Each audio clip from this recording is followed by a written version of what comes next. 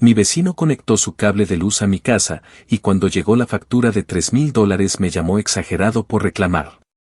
Vivo en una zona residencial de clase media donde, en teoría, uno debería poder convivir tranquilamente con sus vecinos, sin mayores sobresaltos más allá del típico chisme de pasillo o del ruido ocasional de algún niño llorando o un perro ladrando a deshora.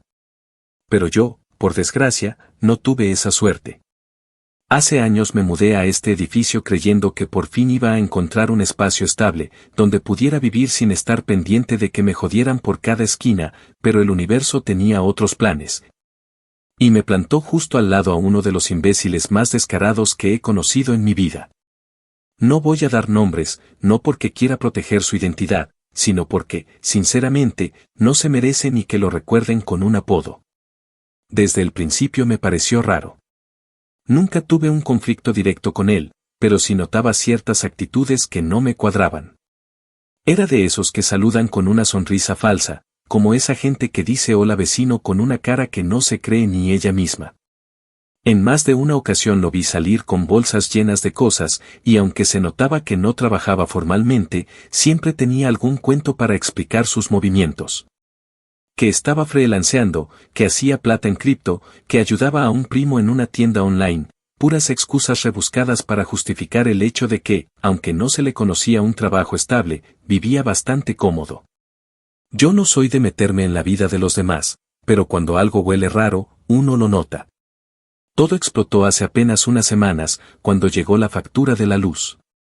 La vi tirada en el piso del pasillo, justo donde suelen dejarla cuando no caben en el buzón, y la levanté con la tranquilidad de siempre, pensando que serían los 60, tal vez $70 usuales. Pero cuando abrí el sobre y vi la cifra escrita en mayúsculas, se me heló la sangre. $3,024.67. Pensé que era un error, que habían leído mal el medidor, que se habían confundido de número de apartamento, que era una factura acumulada de otro periodo. Algo. Cualquier cosa menos que fuera real. Me pasé más de una hora sentado con la factura en la mano, revisando una y otra vez los números, sin entender cómo carajos podía haber gastado eso de electricidad en un solo mes. Llamé a la empresa eléctrica, les pedí que revisaran el sistema, que me dieran detalles. Me confirmaron que no era un error. Que la lectura coincidía con mi medidor. Que el aumento había sido progresivo pero se disparó especialmente en los últimos 2 ciclos. Me dijeron que podía solicitar una revisión técnica si creía que había algún problema con la instalación, pero que mientras tanto, el monto seguía siendo mi responsabilidad. Y ahí fue cuando empecé a atar cabos. Recordé que semanas atrás vi a ese infeliz de mi vecino con un técnico, o eso parecía. Estaba agachado junto al cajetín de los medidores, justo al lado del mío, y tenía herramientas. Yo pensé que estaría haciendo alguna revisión en su departamento, pero luego noté que al rato volvió solo, y que al parecer no arreglaban nada adentro. Me pareció raro, sí, pero no me alarmé. Hasta ese momento no tenía razón para sospechar. Pero después de lo de la factura, se me prendió la alarma. Bajé al cajetín con mi celular, revisé los cables, tomé fotos. No soy electricista ni técnico, pero hasta yo pude notar que había algo extraño en la forma en la que los cables de mi medidor estaban conectados. Y fue ahí donde comenzó a armarse el rompecabezas que me llevó a descubrir que el muy hijo de puta había hecho una conexión clandestina desde su apartamento al mío. Me costó procesarlo. Me invadió una rabia sorda que me dejó paralizado. Durante horas no supe si gritar, romper algo o ir a tocarle la puerta a puño limpio. Pero me contuve. Sabía que si reaccionaba en caliente, iba a cagarla. Tenía que ser inteligente. Tenía que actuar como lo hacen los que cobran las deudas con intereses. Y aunque me hervía la sangre, me prometí que no iba a hacer una simple denuncia o dejar una queja en la administración. No. Esta venganza tenía que doler. Tenía que hacerle entender lo que es joder al vecino equivocado. Esa misma noche, bajé nuevamente con una linterna, revisé el cajetín con más calma y confirmé mis sospechas. Había un cable extra, mal camuflado, que salía desde mi medidor y estaba metido hacia la pared que colinda justo con su departamento. No era casualidad. Era un robo descarado. Y no solo eso, era premeditado. El cabrón sabía lo que hacía. No era un error. Era un movimiento calculado para sacarse de encima su factura y enchufarse a la mía como si fuera lo más normal del mundo. Al día siguiente, fui directo a su puerta. Lo enfrenté. Le dije que sabía lo que había hecho, que no me tomara por idiota. Él me miró con cara de ¿y a mí qué me dices? Y su primera respuesta fue reírse. Con esa risita cínica, lenta, de quien cree que tiene la ventaja. Y entonces, como si yo estuviera exagerando por quejarme de una puta factura de $3,000, soltó con una tranquilidad de mierda: relájate, hombre, estás exagerando, ¿de verdad te vas a poner así por un poco de luz? Me quedé mudo.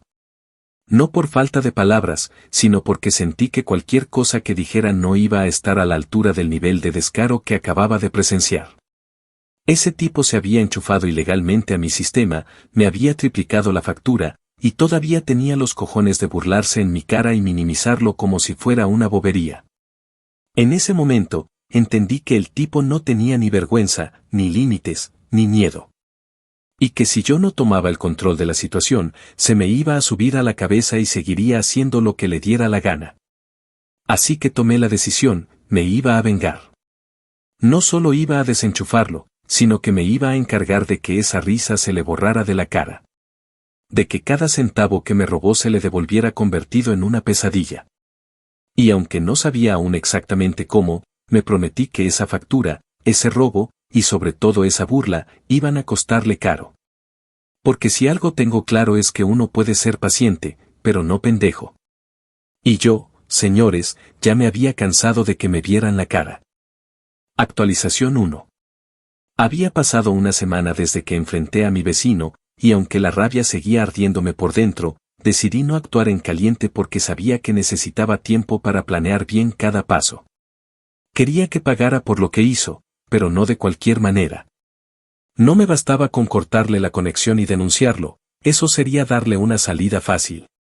Quería algo más calculado, más humillante, algo que lo desestabilizara como él me desestabilizó a mí con esa puta factura. Así que lo primero que hice fue dedicarme a documentar absolutamente todo. Me volví metódico, obsesivo, casi paranoico. Pero era necesario. Instalé una cámara escondida en la sala, apuntando hacia el pasillo, justo donde se encuentra la caja de los medidores. Me costó camuflarla entre unas plantas decorativas que están cerca, pero con algo de ingenio logré que pasara desapercibida. Quería captarlo manipulando los cables, quería tener evidencia sólida que pudiera usar a mi favor cuando fuera el momento adecuado. Mientras eso ocurría, comencé a revisar mis propias grabaciones internas, porque por seguridad ya tenía cámaras instaladas en casa desde hacía años. Me metí a revisar días y días de video hasta encontrar fragmentos donde se ve claramente que se corta la energía por segundos y vuelve.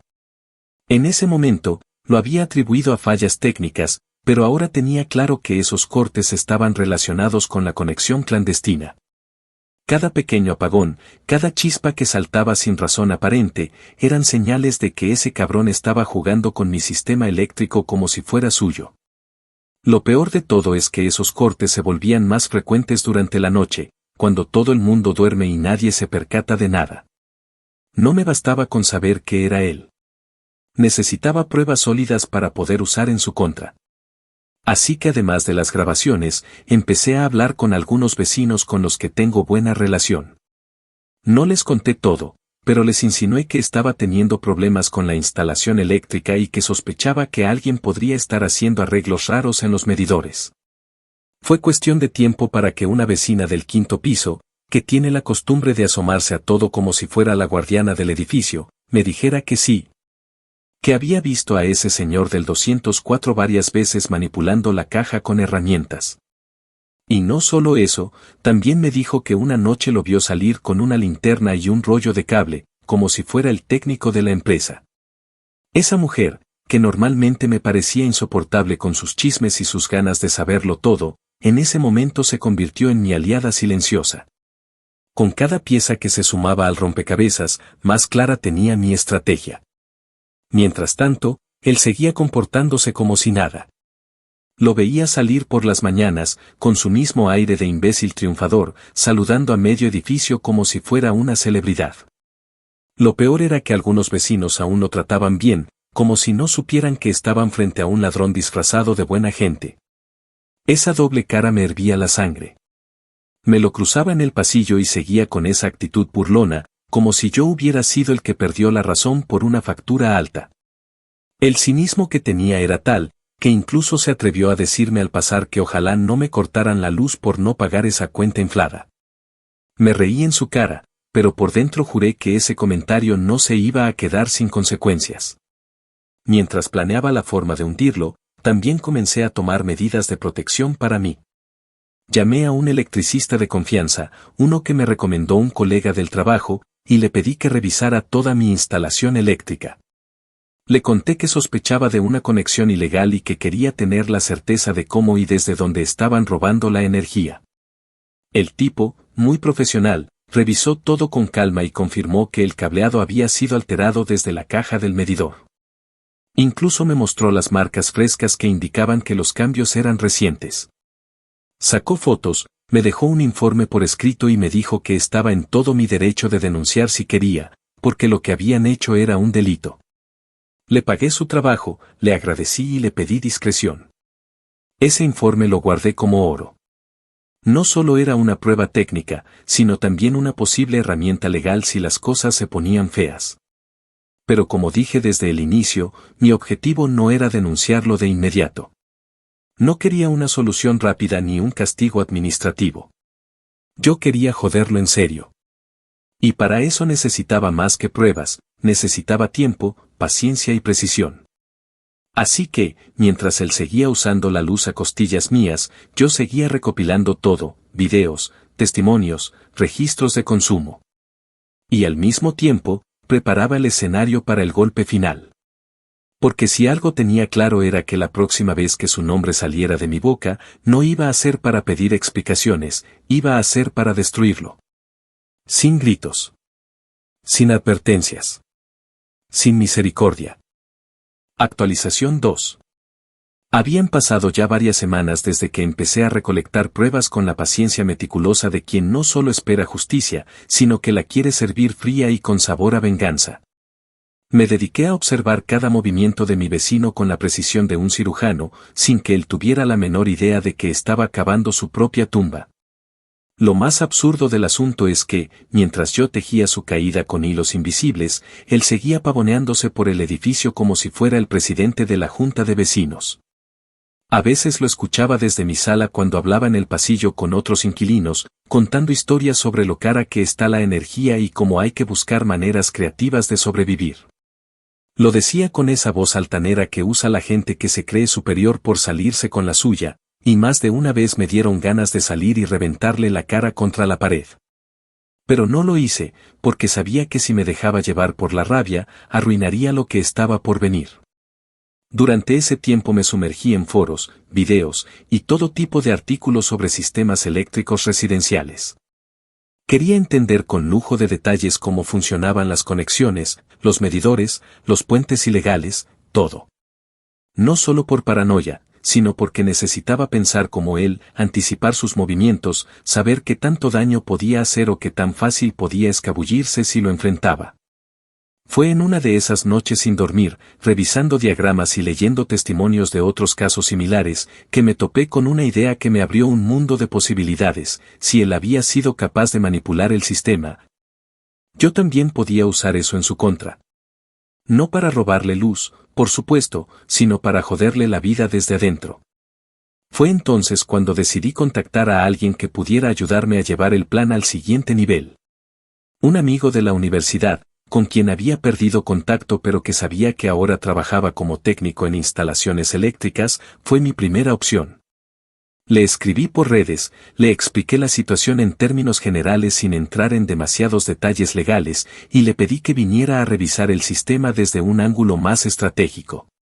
Cuando llegó, trajo consigo un par de herramientas que parecían sacadas de una película de espías, detectores de corriente, cámaras térmicas portátiles, hasta un equipo para rastrear picos de voltaje. El tipo sabía lo que hacía.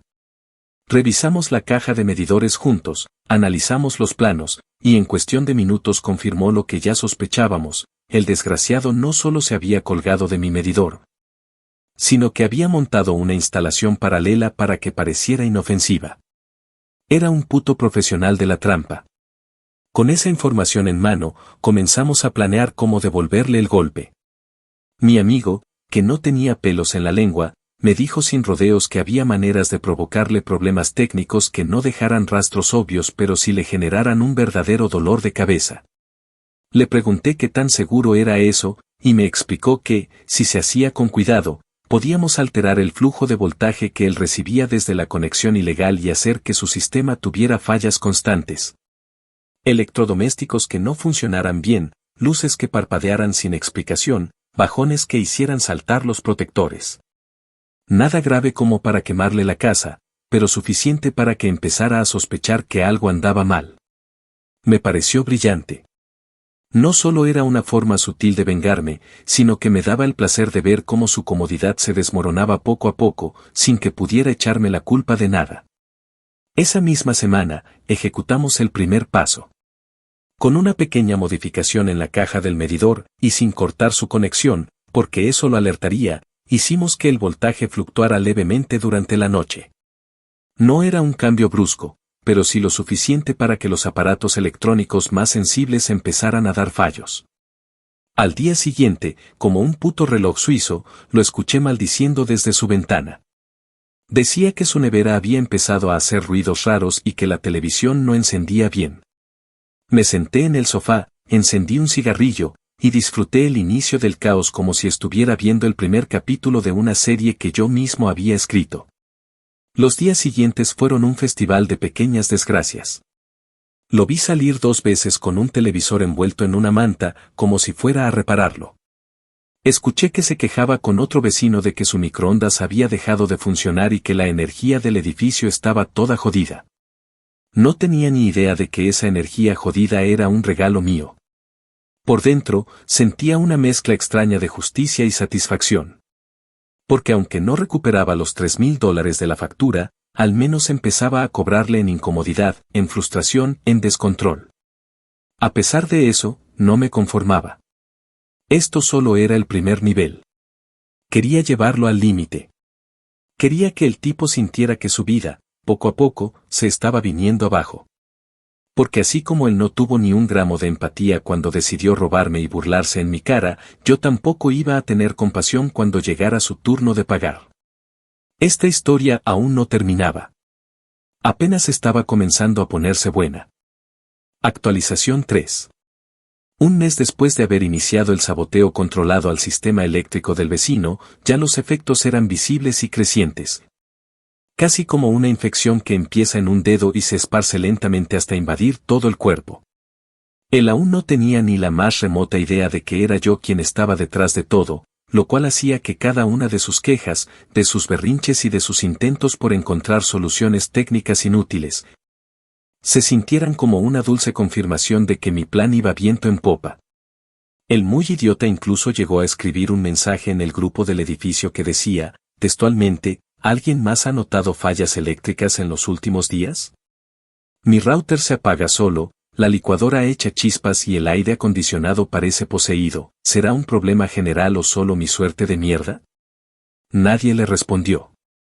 A estas alturas, la mayoría ya lo evitaba. Lo que él no sabía, claro está, era que ese problema general estaba diseñado a medida para joderle la existencia. Desde que modifiqué la intensidad y estabilidad del voltaje que él robaba de mi medidor, su departamento se había vuelto una trampa de mal funcionamiento. Cada vez que conectaba un aparato nuevo, era como lanzar una moneda al aire: podía prender, podía quemarse, podía hacer un cortocircuito. Pero lo mejor de todo es que el daño era progresivo, porque esos pequeños errores eléctricos desgastaban lentamente sus dispositivos. Le estaban erosionando la vida desde adentro, y yo observaba todo con una mezcla de cinismo y venganza contenida. Sin embargo, yo sabía que no podía quedarme solo en eso. La venganza no debía limitarse al castigo técnico. Necesitaba ampliarse al terreno psicológico. Por eso, comencé a generar una especie de cerco social en su contra. Lo hice sin decir su nombre, claro, pero con precisión calculada. Empecé a conversar con algunos vecinos de confianza, comentándoles que se habían detectado conexiones irregulares en los medidores y que probablemente había alguien robando luz. Lo hice como quien lanza una piedra al agua y observa las ondas. Mis palabras se regaban en el edificio como una mancha de aceite, discretas pero persistentes. Los rumores crecieron rápido, y como él ya no tenía la misma simpatía de antes, gracias a sus comentarios arrogantes y a los fallos eléctricos que lo hacían parecer torpe y molesto, no tardaron en apuntarlo como sospechoso. Alguien incluso escribió en el grupo que si hay un vivo conectándose de más, debería pagar también nuestras facturas. Otro vecino respondió que ojalá el administrador revise pronto, porque hay luces encendidas toda la noche en un par de apartamentos, mientras a otros se nos va la energía sin razón. Cada palabra era un ladrillo más en la pared que lo iba cercando. Y lo mejor era que yo no tenía que mover un dedo más. La propia comunidad estaba haciendo el trabajo sucio por mí. Mientras tanto, seguí recibiendo videos de mi cámara escondida. En uno de ellos se lo ve claramente agachado frente a la caja de los medidores a las 2 de la madrugada. Está sudado, nervioso, con una linterna en la boca y los cables colgando. Intenta ajustar algo, pero se nota que está desorientado. La imagen lo captura con los ojos desorbitados, como quien ya no sabe si está resolviendo un problema o cavando su propia tumba. Esa grabación, en especial, fue oro puro. No solo porque era la prueba irrefutable del delito, sino porque mostraba su deterioro mental. Ya no era el tipo confiado y burlón que me dijo que exageraba, ahora era un hombre arrinconado, paranoico, que salía de madrugada a intentar arreglar lo que ni siquiera comprendía. Para cerrar el mes con broche de oro, decidí implementar el segundo nivel del sabotaje. Aprovechando un día en que él salió por horas, entré al cuarto de medidores con ayuda del técnico amigo y, esta vez, incluimos un imitador oculto en su línea. Esto provocaba que si superaba cierta demanda eléctrica, como cuando conectaba varios electrodomésticos a la vez, el sistema simplemente lo botaba y lo dejaba a oscuras por completo. Era un mecanismo discreto, casi imposible de detectar si no se sabía lo que se estaba buscando. Pero sus efectos eran inmediatos, cortes aleatorios, pérdida de señal en sus dispositivos, reinicios constantes. Y, por supuesto, llegó el punto en el que no aguantó más y llamó a la empresa eléctrica. No lo supe por él, sino por el propio conserje, que me lo contó con un gesto de burla que me alegró el día. El técnico vino, revisó por encima, no encontró nada grave, y se fue sin darle solución. ¿Por qué? Porque mientras su conexión ilegal siguiera activa, cualquier intento por solucionar el problema sería inútil. Estaba atrapado en su propio invento. Jodido por su propia trampa. Esa noche lo escuché golpear la pared, lanzar algo, gritar que ya estaba hasta la mierda de vivir en un edificio de porquería donde nada servía. Me senté en la cocina, me serví una cerveza bien fría, y pensé en lo irónico que era todo. Hacía apenas un mes, él se reía de mí por quejarme de una factura de $3,000. Ahora, él estaba atrapado en su propio infierno eléctrico, y yo, desde la sombra, lo estaba viendo consumirse centímetro a centímetro. El mejor tipo de venganza es el que no se anuncia. El que se ejecuta en silencio, pero destruye en voz alta. Y esto, apenas era el inicio del colapso. Actualización 4. Pasaron casi 2 meses desde que inicié mi pequeño experimento de caos silencioso, y para ese punto la situación había escalado de forma tan absurda que, honestamente, ya no sabía si seguir sintiéndome satisfecho o simplemente fascinado por el nivel de desesperación al que había llegado mi vecino. Lo que empezó como una factura inflada se había convertido en un infierno cotidiano para él, una pesadilla doméstica que lo perseguía a toda hora, sin darle tregua. La última vez que lo vi de cerca, honestamente me costó reconocerlo, tenía las ojeras profundas, el rostro más delgado, el cabello desordenado como si no hubiera dormido en días. Y caminaba con la expresión de alguien que ya no sabe si el mundo lo odia o si simplemente está perdiendo la razón. Y eso, precisamente, era lo que buscaba. El daño a su imagen en la comunidad ya era irreversible. Las conversaciones de pasillo, las miradas de sospecha, los comentarios ambiguos sobre los vivos del edificio que se colgaban de la luz ajena, todo eso giraba en torno a él, aunque nadie lo nombrara directamente. Había perdido esa seguridad con la que solía pasearse entre los vecinos, y ahora lo veía mirando por sobre el hombro, contestando cortante a cualquiera que lo saludara. Incluso desconfiando de los que antes consideraba aliados. Yo, por mi parte, mantenía un perfil bajo, observando todo con cuidado, sin inmiscuirme demasiado en los rumores que yo mismo había sembrado semanas atrás. Pero el punto de quiebre llegó un jueves por la tarde, cuando regresé del trabajo y me encontré con 2 camionetas de la empresa eléctrica estacionadas justo frente al edificio. No me sorprendió del todo, pero sí me llamó la atención ver a 3 técnicos diferentes entrando y saliendo del cuarto de medidores con caras de fastidio. Me quedé a cierta distancia, fingiendo que hablaba por teléfono en la entrada. Hasta que uno de los trabajadores mencionó algo sobre una denuncia anónima por manipulación de medidores y que iban a verificar cada conexión individual. Me contuve para no sonreír en ese instante. Por fin, la parte legal del plan empezaba a rodar sola. Yo no había hecho la denuncia directamente, pero me aseguré de que ciertos documentos, capturas de video y una que otra carta anónima llegaran a las manos correctas. Material que no incluía mi nombre, pero que tenía todos los detalles necesarios para que la investigación apuntara en la dirección exacta. Durante 2 días enteros, los técnicos estuvieron revisando cada instalación, uno por uno, y para mi deleite, el sábado por la mañana se desató el escándalo. Escuché los gritos desde mi departamento. Bajé con una excusa, según yo, a recoger un paquete que nunca llegó y presencié parte del show. Uno de los técnicos le explicaba a mi vecino, con evidente molestia, que habían encontrado una conexión fraudulenta saliendo directamente desde su departamento, puenteada al medidor que correspondía al mío, y que eso representaba no solo una falta grave, sino una violación penal. Él no sabía qué decir. Balbuceaba frases sueltas, preguntaba si alguien no le estaría haciendo una trampa, y llegó a insinuar que quizás habían manipulado eso para joderlo. El técnico lo cortó en seco. Le dijo que habían encontrado rastros de modificaciones recientes, cables nuevos y adaptadores ilegales instalados con herramientas caseras. Le mencionó también que esa situación podía llevarlo a enfrentar una demanda, no solo por el robo de energía, sino por poner en riesgo la red general del edificio. Lo más hermoso de todo fue cuando le dijeron que el medidor de su departamento iba a ser completamente desconectado hasta que regularizara su situación con la empresa y pagara una multa equivalente al estimado de energía robada durante los últimos 3 meses, con recargo. Cuando le preguntó cuánto era, le dijeron que, con cálculos preliminares, superaba los $4.500. No lo podía creer. Dijo que no tenía ese dinero, que como iba a pagar tanto, que eso era un abuso. Pero ahí no había espacio para lloriqueos. Esa fue la primera vez que lo vi perder completamente el control frente a otros. Golpeó la pared con la palma, gritó que todo era una puta conspiración y se encerró dando un portazo tan fuerte que temblaron los vidrios. Esa noche, ya sin electricidad, con la reputación hecha mierda y la amenaza de sanciones legales encima, vi por la ventana cómo se las arreglaba con velas encendidas y un par de linternas.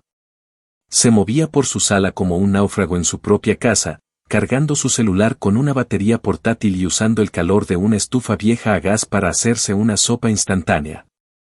Había perdido todo ese aire de superioridad que tanto me irritaba. Y por primera vez en mucho tiempo, pude dormir tranquilo, sin sentir esa presión en el pecho que me había acompañado desde que recibí aquella infame factura de $3.000. La caída no había terminado, claro está. Aún quedaban piezas por mover. Pero en ese instante, en esa noche silenciosa y oscura en la que su propia casa se convirtió en una cueva de incomodidad, supe que el mensaje había sido entregado. Había querido ahorrarse unos billetes conectándose ilegalmente a mi sistema y terminó apagando su vida entera. Literal y simbólicamente. Y yo, en silencio, desde mi lado del edificio, solo encendí una lámpara, me serví otro trago y dejé que la oscuridad lo abrazara a él por completo. Había pasado poco más de un mes desde aquella tarde en que los técnicos de la empresa eléctrica lo expusieron frente a todo el edificio como lo que era. Un ladrón patético que creía que podía robar electricidad y salirse con la suya sin consecuencias. Desde ese día, su vida entró en una espiral descendente que ni él mismo fue capaz de contener. No volvió a asomar la cabeza con la misma arrogancia de antes, ya no se paseaba por el pasillo con el pecho inflado ni soltaba comentarios sobrados sobre cómo sobrevivir en este país. Era apenas una sombra de lo que había sido, un tipo descompuesto, cansado, y a todas luces derrotado. El asunto no quedó solo en la multa. A raíz del informe técnico y los testimonios recogidos por la empresa, se inició un proceso legal formal por manipulación fraudulenta de infraestructura pública, lo cual no solo implicaba una sanción económica, sino también un expediente abierto en fiscalía. Me enteré de esto por la administradora del edificio, una señora con la lengua más suelta que la conciencia, que no tardó en contarme, con todo el morbo posible, que la denuncia ya había sido radicada y que él, en un acto desesperado, había intentado negociar un pago fraccionado para evitar que el caso escalara. No solo eso, también me confesó, con ese tono dulce y envenenado que la caracteriza, que varios vecinos habían enviado cartas firmadas a la administración solicitando que se revisara si el señor del 204 cumplía con las condiciones mínimas para seguir habitando el edificio. El tipo se había quedado completamente solo. En paralelo, yo continuaba moviendo hilos, porque si algo había aprendido durante todo este proceso es que la justicia a veces necesita un pequeño empujón para que haga bien su trabajo. Envié una carta formal al comité de propietarios del edificio, adjuntando las imágenes del cableado ilegal, los informes técnicos, los extractos de consumo que demostraban el abuso y una copia de la factura infame que desató todo. Lo redacté con el tono frío y profesional de quien no está pidiendo venganza, sino exigiendo que se respeten las reglas mínimas de convivencia. No se trataba, según decía el texto, de un conflicto personal, sino de una violación directa al reglamento interno del edificio, un delito que afectaba a todos los residentes y que no debía pasarse por alto. La carta fue bien recibida. Tanto así, que en la siguiente asamblea, a la que por supuesto él no asistió, porque ya ni cara tenía para eso, se votó por mayoría simple exigirle su desalojo inmediato. En cuestión de días le llegó la notificación oficial. Lo vi leerla en las escaleras, con las manos temblorosas, sentado solo en el tercer peldaño como si se le hubiera venido el mundo encima. La notificación decía que tenía 30 días para desalojar el inmueble por decisión del comité, respaldada en la evidencia presentada y en el incumplimiento grave del reglamento interno. Yo lo observaba desde el rellano del piso, fingiendo buscar señal en el teléfono, cuando él levantó la vista y me miró. No me dijo nada. Ni una palabra. Pero en sus ojos estaba todo. El odio, la vergüenza, el miedo, el resentimiento. Me sostuvo la mirada unos segundos, como buscando algo que le diera sentido a lo que le estaba pasando, pero no encontró nada. Y yo, simplemente, me limité a levantar una ceja, girar el rostro y volver a entrar a mi apartamento como si nada.